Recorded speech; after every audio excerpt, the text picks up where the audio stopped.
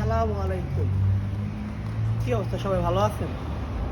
আজ পহেলাই মে, শ্রমজীবী মানুষের রক্তে ঝরা অধিকার আদায়ের আজকের এই দিন।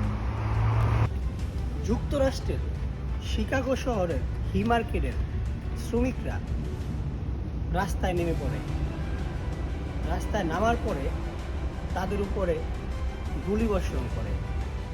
এই আন্দোলনে নিহত হন তরতাজা 8টি শ্রমিক। তাদের পরিবারের সবাই শোকাহত। সেই থেকে গোটা বিশ্বে 8 ঘন্টার শ্রমজীবী মানুষের দাবি মেনে নেওয়া হয়।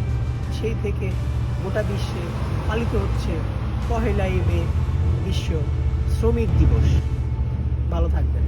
আল্লাহ হাফেজ। আবার দেখা হবে নতুন কোন একটি ভিডিও নিয়ে। ততক্ষণ পর্যন্ত ভালো থাকুন, সুস্থ থাকুন। আল্লাহ হাফেজ।